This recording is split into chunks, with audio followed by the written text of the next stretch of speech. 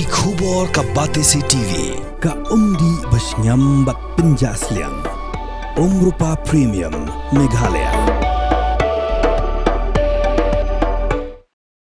Hari magasing ginongnya kali tourist ha Meghalaya. Keblatip kum ko all khasi Meghalaya Tourist Taxi Association kelapin mana bagan khanglat yaki kali bawan na Assam banyalam kai kinong jungok kai shigi jaga jungok kai per kebedan hi kendong kincrat jongga jela ayo I bagi kali Assam kiduna bahaban kiu shigi than sora bagi don tangkat tu kani teli bawan bagi bala syabat ha tingar hendela pelat yaki bagi ne bu brio tang ki hotel bad hotel pan labata yaki bagi di benyeng hang tu bagi kali ki bena sora kin kit di kinong jungok kai shiki jaga jungok kai per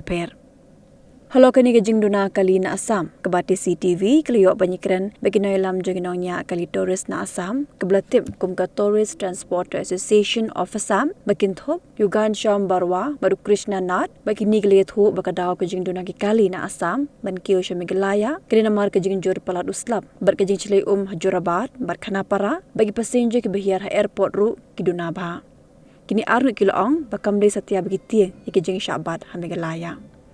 Habakili kaya tu bahaduk bentar kampat dan satya kejinga keran hapadeng ke association kebana Assam bat ke association kebana Meghalaya hendi kilong balada ke Meghalaya ke don ni bakum kata kejing penbet bamsya ban kit beriu shigi jaga jungok kai makir ki klor banya trailang limba kejinga keran penbet hendre haduk bentar kilong bakampat don kuno kejinga penbet.